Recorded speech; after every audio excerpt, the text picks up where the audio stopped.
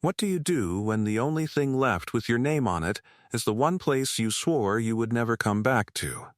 Marin Kowalik was 51 years old, and she had $84 in the world, and both of those things were about to run out at the same crossroads in a town she had spent 30 years driving away from.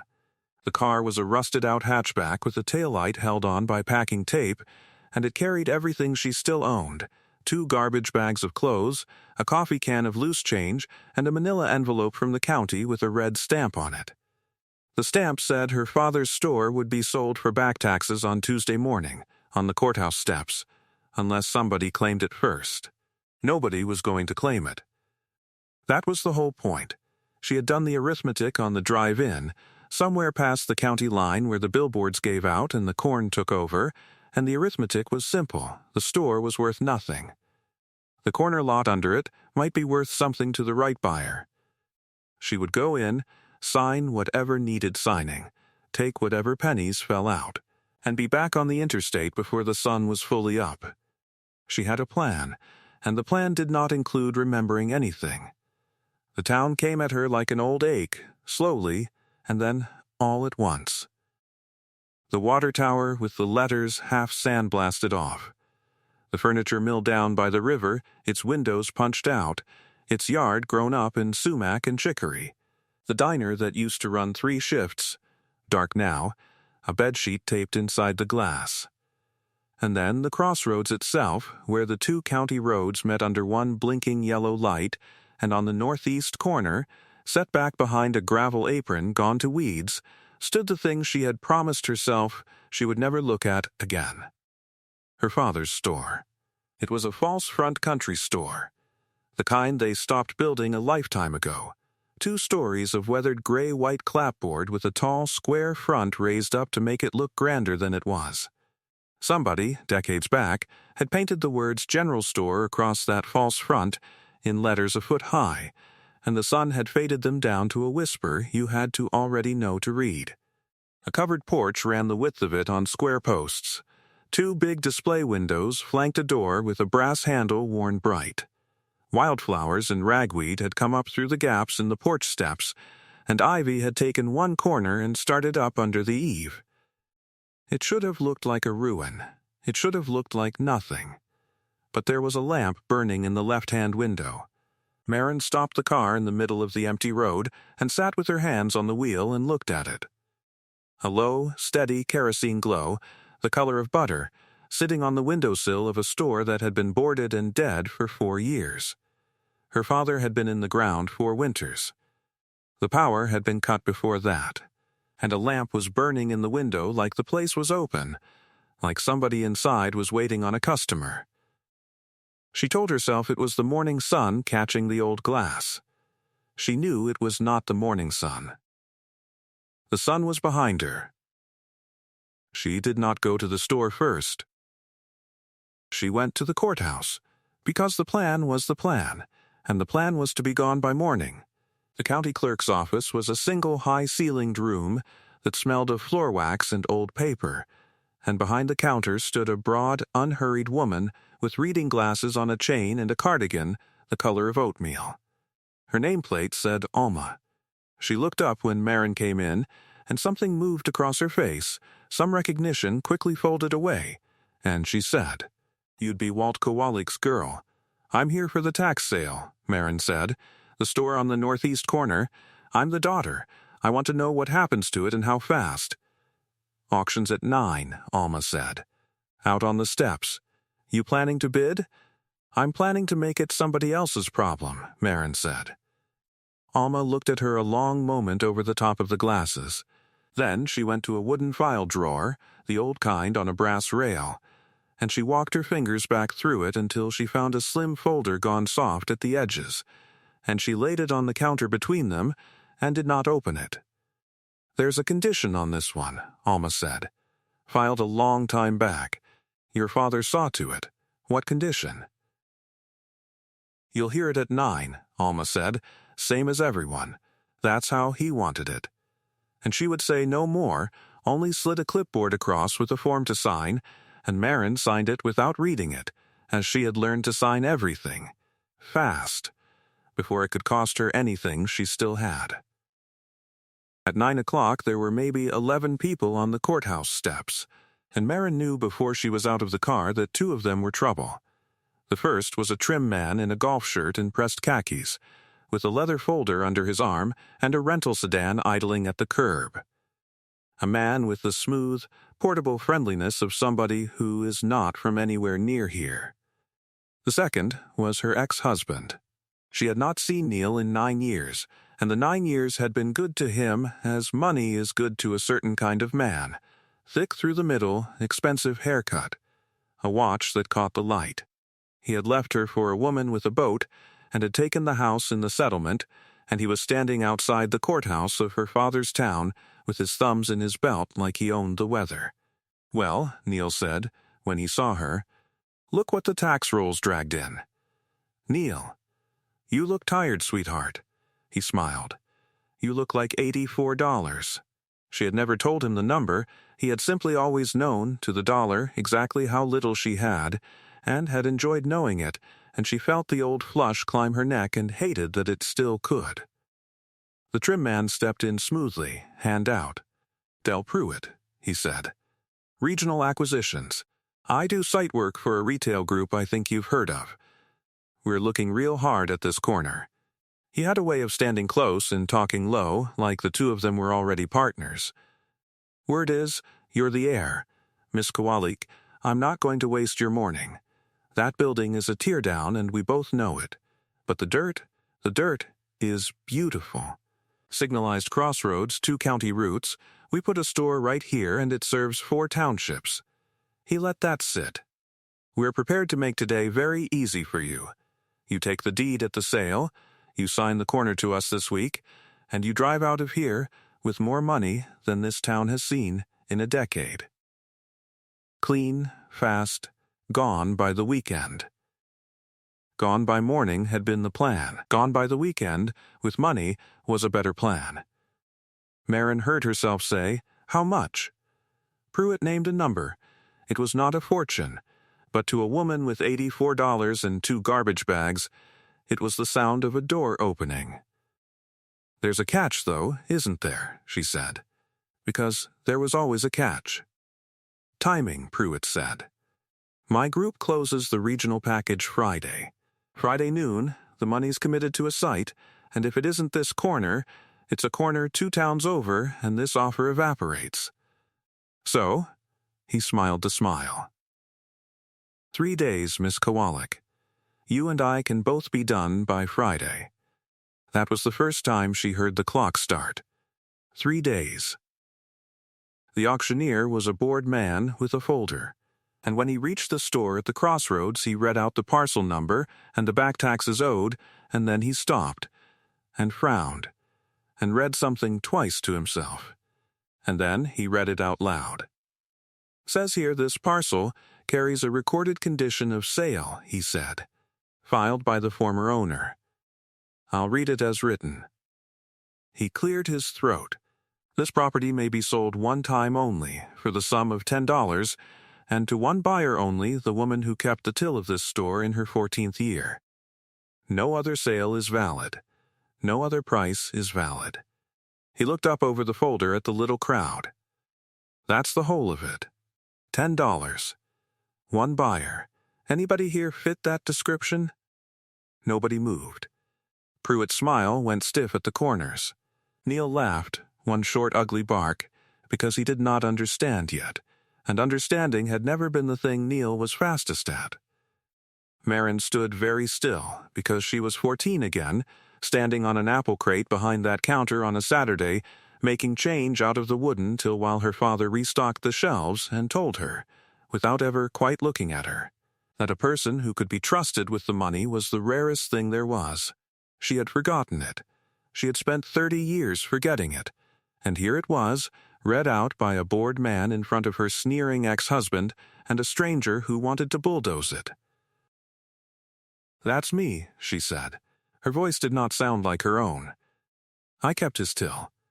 I was 14. The auctioneer looked at Alma, who had come to stand in the courthouse doorway with her arms folded, and Alma nodded once. Slow. like something long overdue had finally come around. "Then, I need $10, the auctioneer said, "and this corner is yours." Marin counted it out of the coffee can in nickels and dimes, and one soft folded 10 she broke into change, and it took a while, and nobody rushed her, and when it was done she owned her father's store and had $74 left to her name. Pruitt was already at her elbow with the leather folder open. "Congratulations," he said warmly. "Now let's talk about Friday. I'll come find you," Marin said, and walked to her car, because she needed the store to be empty when she went into it, and she needed to not be crying when a stranger was watching. The key Alma had given her was long and old and warm from the older woman's hand. It turned hard in the lock. And then, Marin Kowalik pushed open the door of her father's store for the first time in 30 years, and a little bell over the door rang out into the dust, bright and stupid and exactly the same, and it undid her more than the lamp had, more than the condition had, that one small sound that had not changed at all when everything else had. Inside, the store was a held breath. Shelves ran back into the dimness, some still stocked with cans gone to rust rings and boxes soft with damp. A wall of little wooden drawers with faded labels, pins, twine, wicks, shot. A cold wood stove in the middle with a ring of ladder-back chairs around it where the old men used to sit. The smell of it went straight past 30 years and grabbed her by the throat, coffee and kerosene and floor oil and pipe smoke, and something sweeter underneath. The barrel of horehound candy her father kept for children who came in with no money at all. On the frame of the door to the back room there was a ladder of pencil marks, each one dated in his own hand, each one a notch in her own growing up. She found the lowest one before she knew she was looking for it, a wobbly line at the height of a 7-year-old with her initials beside it. She had stood against that frame every birthday until she was grown, and he had never once sanded it away. 4 years he had been in the ground, and the marks were still there in the wood, waiting, as the whole store had been waiting, for the one person left alive who would know what any of it meant. And there, at the front, under the tall windows, was the counter. It was a long slab of maple worn into a shallow trough down the middle from 100 years of forearms and coins and elbows. The brass still sat on top of it, the drawer standing open the width of 2 fingers, as it always had, because it had never once shut completely in her life and her father had never once fixed it. She remembered that drawer. She remembered him laughing about that drawer. The lamp was on the windowsill beside it, still burning. Marin put her hand near the chimney and felt the heat come off it, real heat, a lamp that had been lit by a human hand and not long ago. The reservoir was better than half full of clean kerosene. Somebody was tending it. Somebody had climbed these porch steps in the dark, 4 years running, and lit her dead father's lamp. And she did not know who, and could not begin to think why, and she was going to sell the roof out from over it by Friday and never learn. She should have started with the shelving, counted it for scrap, called Pruitt, and slept in the car. That was the plan. Instead, she went around behind the counter, like a visitor ducking under a rope into a part of a museum where she was not allowed, and she crouched down in the dark cabinet under the maple slab where her father had kept the things a storekeeper keeps close, and she started going through what the quiet man had left beneath his counter. The first thing her hand found was a ledger. It was a great heavy book bound in black buckram, the spine cracked white, and it was so full of loose slips that a rubber band had been doubled around the whole thing and had rotted and left a sticky ghost of itself on the cover. She pulled it out into the lamplight and set it on the maple and opened it, expecting sums. Money owed. The cold columns of a man keeping track of who had not paid him. That was not what it was.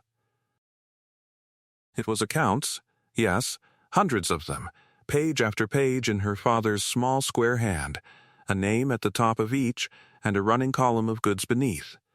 Flour, lard, coffee, kerosene, a pair of boys' boots, penicillin from the county seat, a sack of seed potatoes, a Christmas orange.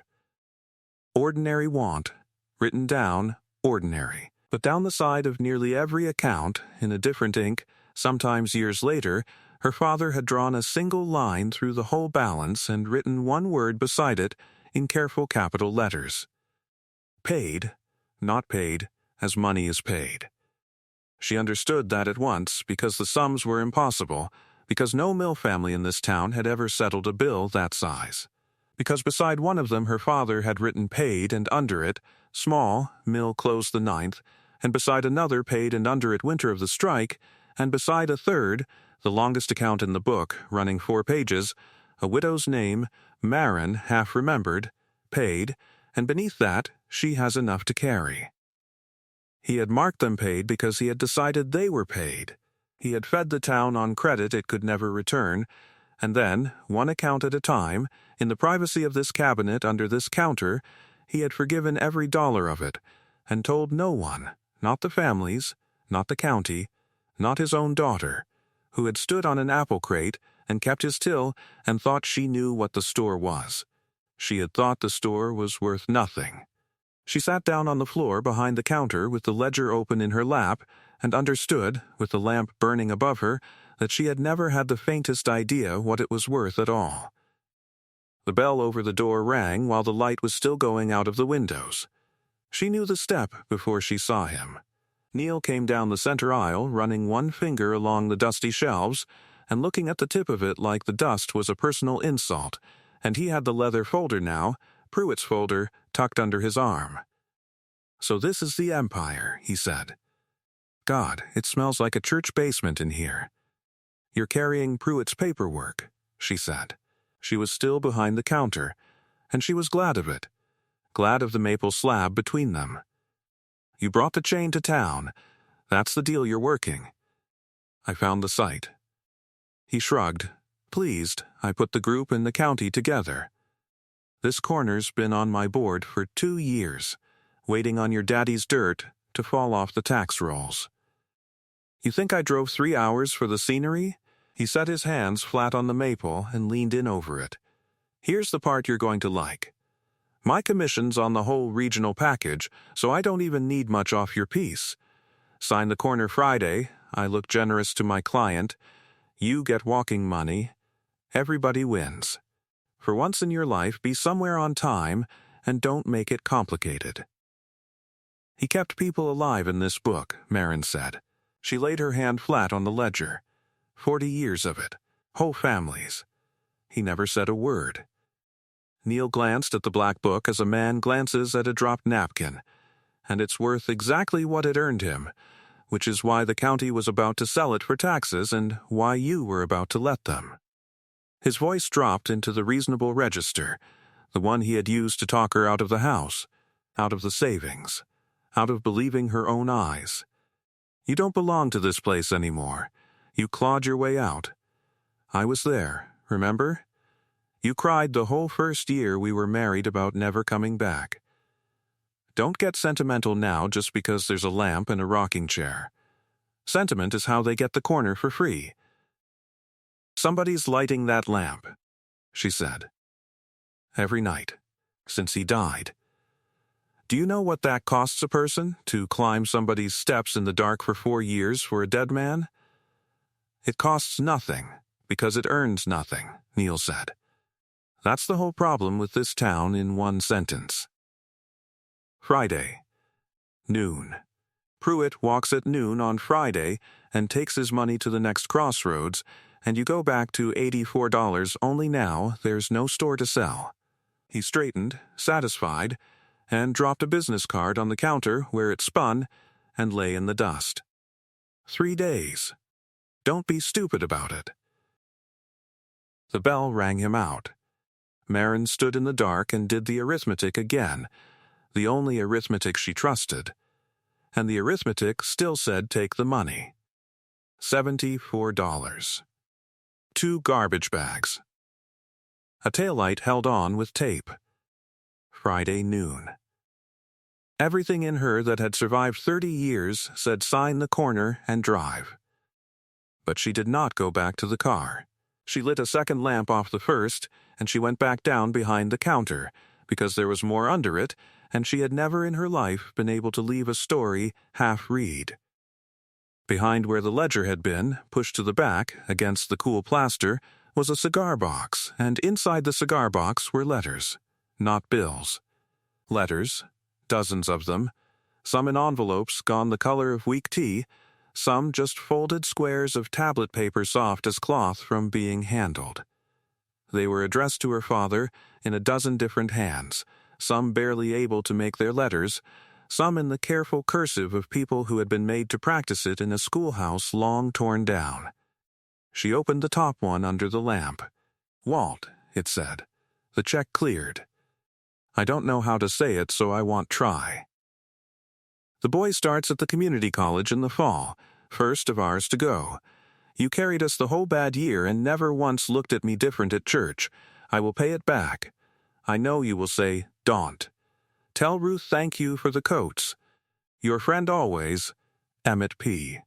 She opened another. "Mr. Kowalik, I am ashamed to write this and more ashamed that I have to. We are 3 months behind at the store, and now Cal is laid off too. If you can carry us till spring, I will sign anything you want. If you can't, I understand, and there is no hard feelings. A man has to eat too. Please don't tell anyone I asked." That last line was in almost every letter, in one shape or another. Please don't tell anyone. Don't say it was us. Burn this after. Her father had burned none of them. He had put every last one in a cigar box under his counter, not as a record of what he was owed, but as a record of what he had been trusted with. Which is a different thing entirely, and Marin understood for the first time that the shame had been the real cost. The shame was the thing her father had spent his whole life quietly paying down for other people. She read letters until the lamp needed its wick trimmed and the moths had found the window. A man thanking Walt for the loan of a truck to move his mother. A girl, grown now, writing that she had named her firstborn son for him because there was no other way she could think of to say it. A single unsigned page, the ink pressed so hard it had torn the paper in one place, that said only, "You are the reason we did not leave in the night owing everyone. We stayed because of you. The whole street stayed because of you." And folded into the bottom of the box, under all of it, was a sealed envelope that had never been opened, thick, the flap glued down and then taped for good measure. And across the front in her father's small square hand were 4 words. For the Till girl. Marin held it and did not open it. She could not have said why, except that some things you know to save, as you know not to touch a wound before it is closed, and she set the envelope up on the windowsill against the lamp where she could see it, and she left it sealed, and she kept working. She was still working when a light came bobbing up the road outside. It was past midnight. The light was a flashlight, held low, and it turned in at the gravel apron and came up the porch steps slow and careful. A person who knew exactly where the rotten board was and stepped over it without looking. Marin stood up behind the counter, her heart going. The door was unlocked. The bell rang, and an old man stopped dead in the doorway with a can of kerosene in one hand and his flashlight in the other, staring at her like she was the ghost, not him. He was 70 at least, in a canvas coat too heavy for July, with a face like a dry creek bed and a week of white stubble. His eyes went from her, to the lamp, to the ledger, open on the counter, to the cigar box, and back to her. And his mouth worked a moment before anything came out. "You'd be Marin," he said finally. "You've got his exact way of standing behind that counter, like you're guarding it." He set the kerosene can down just inside the door, careful, like he had set it there 1,000 times. "I'm Cy. Cy Tobin. I come to fill the lamp." "You've been lighting it," she said. 4 years. Every night since the funeral." He said it plainly. As you say a thing you have stopped explaining to yourself. Your daddy's rule was the lamp never goes dark. Long as the lamp's lit, the store's open, and long as the store's open, nobody in this town has to be hungry and ashamed at the same time. He said it to me the first night I come here. I wasn't going to be the one let it go out just because he did. The first night you came here, Marin repeated. Cy looked at the floor, and then he looked at the lamp instead of at her, and he told her, and it was the first time she heard it said out loud, the thing the ledger and the letters had been circling all night. The mill let 110 of us go the winter of the second cutback, he said. I had 4 kids and a wife with a bad chest and $11, and I was too proud to walk into a lit store in the daytime and ask a man to carry me while the whole town watched through the window. Your daddy knew that. He knew all of us. So he made a thing without ever announcing it. After he flipped the sign to closed and pulled the front shades, he'd leave that one lamp burning in the window. And every man in this valley knew what it meant. Lamps lit, doors open, come around the back, and no one will see you, and no one will ever know. You came after dark so your kids wouldn't hear the other kids talk. You came after dark so your own wife wouldn't see you take it. And Walt would meet you at that counter with the shades down, and he'd fill your order, and he'd open that book, and he'd never once make you say the word charity. And he'd send you home before the diner crowd got out so nobody passed you on the road. Marin stood behind the counter where her father had stood, in the light of the lamp Cy had kept burning for 4 years, and she thought about $84, and about Friday noon, and about the stranger who had called this beautiful dirt. How many, she said. How many men came after dark? Most of the street, one winter or another, Cy said. Me the worst of anybody. 9 months he carried mine. Then the mill took me back on, and I paid him every Friday for 2 years till my ears rang. He nodded at the ledger. Look me up. Tobin, you'll find it. She looked him up. Tobin, 4 pages, the longest account in the book except the widow's, and down the side of it, in her father's hand, a line drawn clean through a number that would have taken a working man 3 years to clear, and beside it, 1 word. Paid. He never took it, Cy said quietly. I put the money in his hand every Friday, and every Friday it went in the drawer, and I thought we were square. He never entered a dime of it as mine. He must have carried it up the road to somebody worse off than me. I only found out he'd marked me paid the day of the funeral, when the lawyer read that I didn't owe the estate a cent. His voice went rough, and he stopped and looked hard at the lamp. So don't ask me, does it cost anything to light a lamp for a dead man? I'd light it another 40 years and call it a bargain. She did not sleep. She sat up in one of the ladder back chairs by the cold stove with the black ledger, the box of letters, and Cy's slow refilling of the lamp, and somewhere before dawn Cy went home to his wife, and Marin watched the light come up gray, then gold, through the tall front windows. When the sun was full up, she went outside to see all of it in daylight. As Pruitt saw it, dirt. She walked out to the road and turned, and looked back at her father's store standing bright in the morning, blue sky behind it, the sun raking down the weathered boards, the weeds gone to a green riot at the foot of the porch steps, and it did not look like a ruin to her anymore.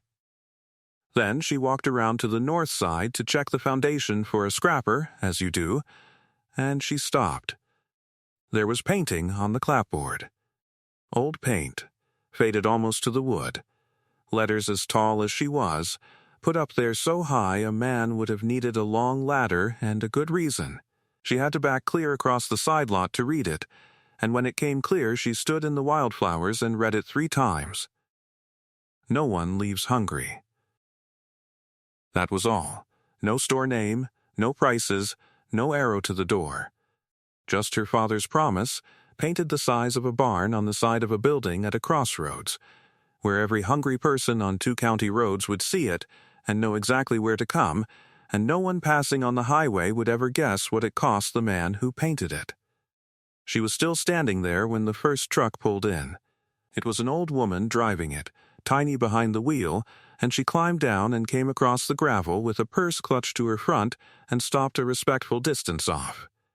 "You're Waltz Marin," she said. "I'm Della Foss. I heard at the diner that the box store wants to knock it down." She opened the purse with shaking hands and took out a square of paper folded so many times it had gone furry at the creases, and she held it out. "I've carried this 31 years. Marin unfolded it. It was a credit slip in her father's hand. Groceries, a long list, and at the bottom, paid, and the date. "My Roy passed the week before Christmas and left me with 3 little ones and the funeral to pay," Della said. "Your father filled my order every week that winter and marked it paid before I could even be ashamed. I tried to give him the money back when I got on my feet. He wouldn't touch it. He said keep the slip instead, so you'll remember somebody had you." Her chin came up. "I've had it in my Bible 31 years. And I'll be standing on that porch Friday with it in my hand before I let a man in a golf shirt put a parking lot where my Roy is remembered." Behind her, another truck had pulled in. And a car. And a man on foot coming up the road with a cane. They came all morning. They came with slips folded into wallets and pressed in Bibles and taped inside cupboard doors, 30 and 40 years old, paid in her father's careful hand, and each one of them had a winter attached to it, a layoff, a sickness, a bad year. And each one of them had kept the slip as you keep the one thing that proves somebody once decided you were worth carrying. An old man named Harlan Reese put his down on the counter and flattened it with a hand like a root. "The lamp was lit for me the night I couldn't feed my boys," he said. "I'll not stand by while they black out that window for good. What do you need from us, Waltz girl? You say it, and it's done." A man near her own age waited until the others had said their piece, then stepped up and laid down a slip so old the fold had worn clear through it. "You won't remember me," he said. "I was the boy who came in the back the winter my dad got hurt at the mill. Your father let me carry the order home myself, so my old man wouldn't have to be seen taking it. I run a crew over in the next county now." He looked around the crowded store. "I've got a flatbed, 2 days off, and 8 men who will come when I call them. New roof, new steps, new paint on that front. Just tell us the morning." Marin stood behind the counter with 30 credit slips fanned out on the maple in front of her and could not, for a moment, say anything at all. "I don't know how to keep it," she finally said. "Honest, because they had earned honest. I've got $60-odd and a car that won't make it back to the interstate. The taxes come due again next year, and I can't pay them. The man's offering me real money, and by every count I've ever run, I should take it. I don't know how to keep this open. I only know I'm not going to be the one who signs it away." "That's the only part that was ever yours to decide," Harlan said. "The rest of it, this town's kept a store alive before. We'll do it again." She telephoned Pruitt at noon from the payphone outside the shut diner because the store's line was dead, and she told him no. She heard the smile go out of his voice. "You're making a mistake worth more than your whole life, Miss Kowalik," he said. "You've got, 2 days of sentiment in you? I'll be at the courthouse Friday at noon with the papers and a cashier's check. Sleep on it. People always sleep on it." The next morning, Alma came to the store herself, on foot, in the oatmeal cardigan, carrying a document case. She stood inside the door and looked at the town slips still fanned on the counter, at the ledger, and at the sealed envelope propped on the windowsill. And she nodded slowly, as if a hand she had been holding a long time could finally be laid down. "You told the chain no," Alma said. "It's all over the county by supper, for all the good it does. He says he'll get the corner another way. Neil says I'll lose it to the taxes inside a year, and Neil's not wrong." "Your father thought about that," Alma said, "a long time ago." She opened the document case and laid out a heavy folded paper, a recorded instrument, the county's stamp and seal pressed into the corner, the ink gone brown with age. He came in one afternoon, must be 15 years back, with a lawyer from the county seat, and he recorded this against the corner and never told a living soul but me. I've kept the folder in the drawer ever since. It's why there was a condition on the sale at all." She put her reading glasses on. You should hear it in his words. She read it. And as she read, Marin felt the ground of the whole thing shift under her feet. Her father had placed the corner into a trust, a plain little charitable trust he had named the Lantern Trust, and against the land he had recorded a covenant, permanent, running with the deed forever. This parcel may be used only as a general store open to the public of this township, and may never be sold, leased, or converted to any other commercial use, should it ever cease to serve as such. Title passes not to any buyer but to the township, in trust for the benefit of its people.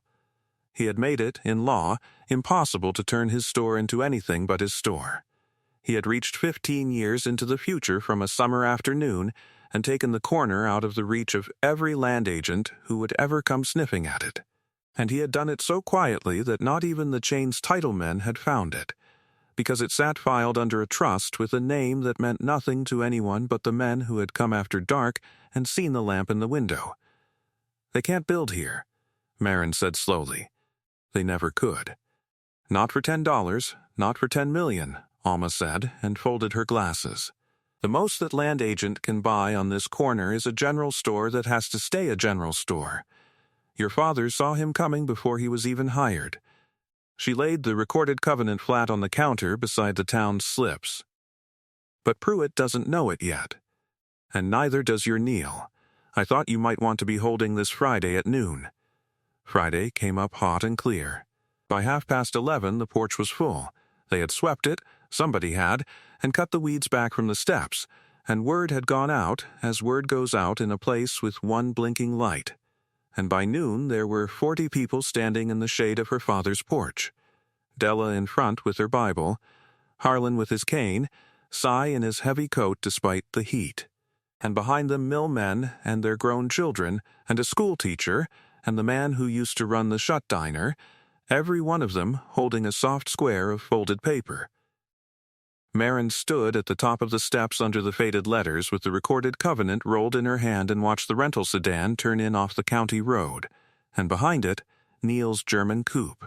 Pruitt got out with the leather folder and a long white envelope she knew was the check, and his smile faltered only a little at the crowd before he decided it was in his way, not his problem.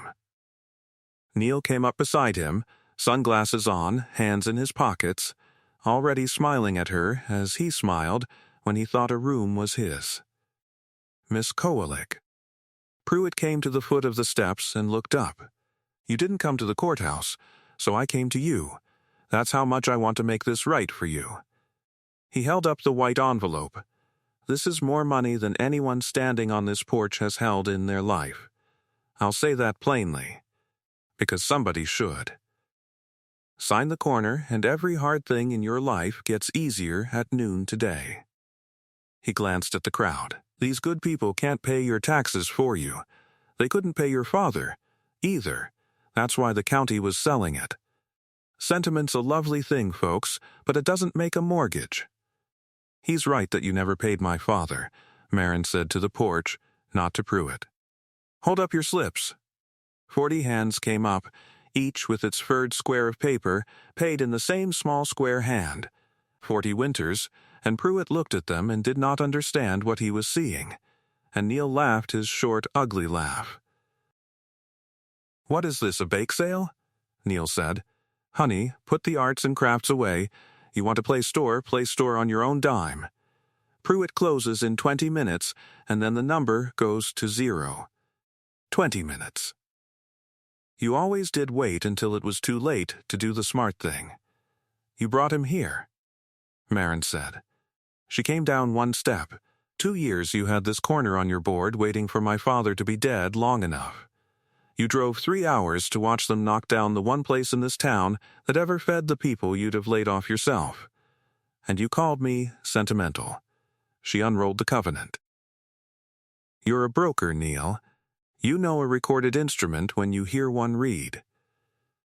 So listen." She handed it to Alma because Alma had kept it 15 years and had earned the reading of it, and Alma put on her glasses and read it out over the porch in a clear county voice. The trust and the covenant and the words that ran with the land forever, and the porch went quiet, and Pruitt's smile came apart, one piece at a time. May never be sold, leased, or converted to any other commercial use, Alma read and looked up over the glasses directly at Pruitt. It's been on file 15 years, Mr., recorded, sealed, and clear. This corner can be a general store or it can go to the township. Those are the only two things it can ever be.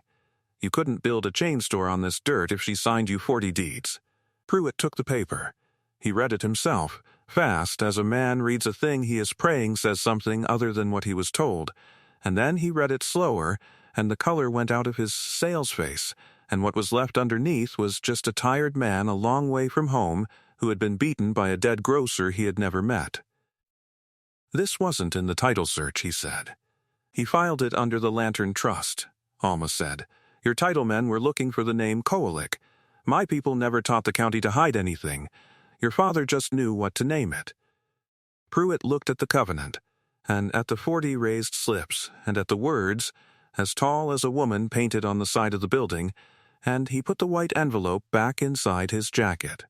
I close in a package 2 towns over at noon, he said, to no one, and then, because he was a professional and there was nothing left to sell here, he nodded once at Marin, almost with respect. Your father was very good, he said. I've been doing this 20 years, and I've never lost a corner I already had the check for. He got in the sedan. He was gone before the dust settled, which left Neil standing alone at the bottom of the steps with 40 people looking at him, and no smile that fit.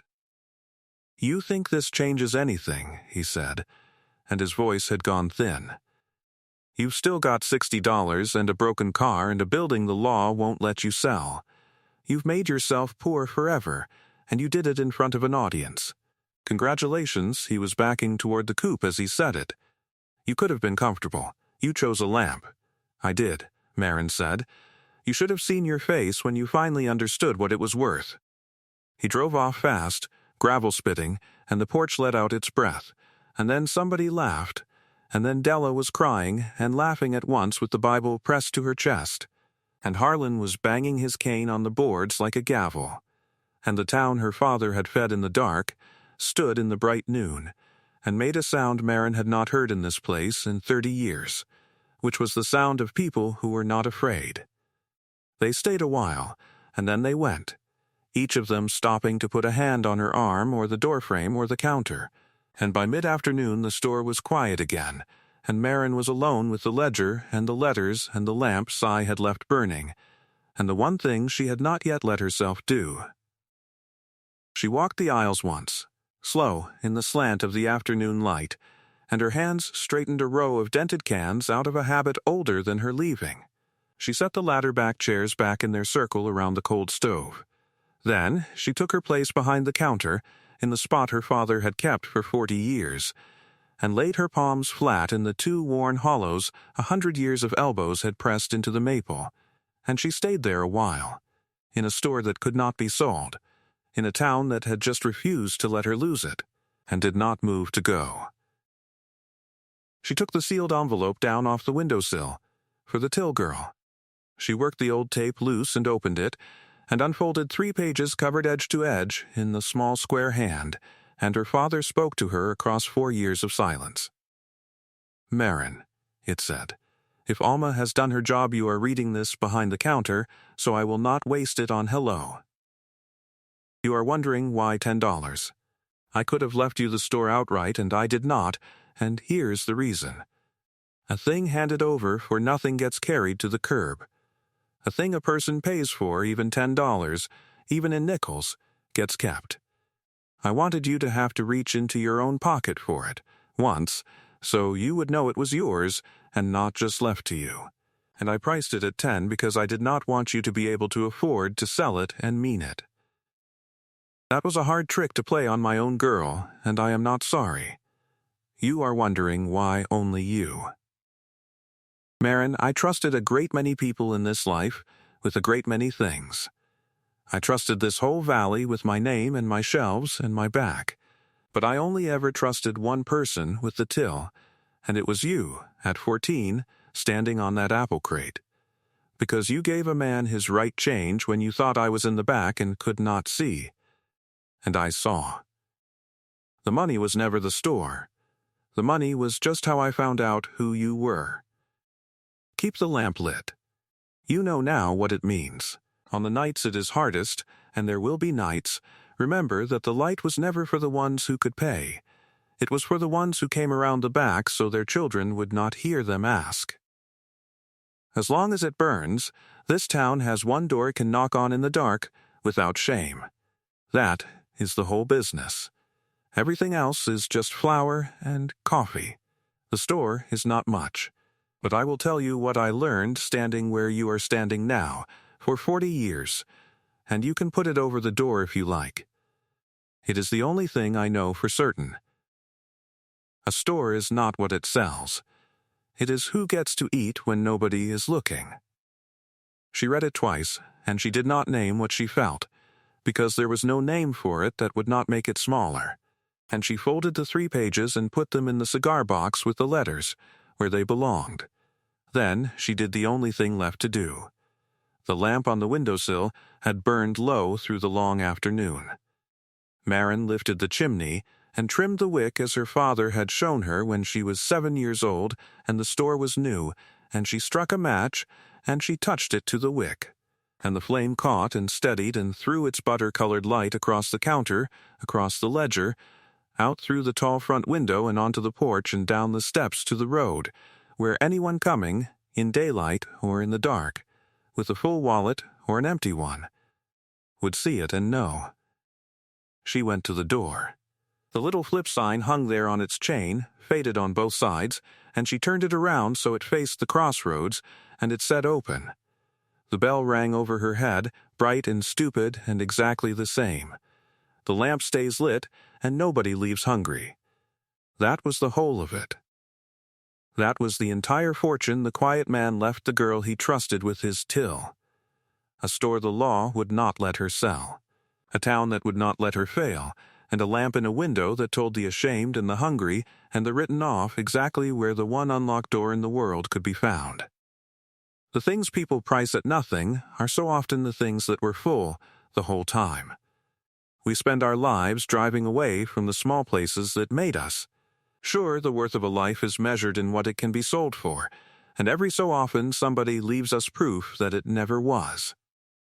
There is a new story waiting for you here every week, so stay close and I will keep them coming. And before you go, do one thing for me as the town did one thing for Marin. Tell me in the comments.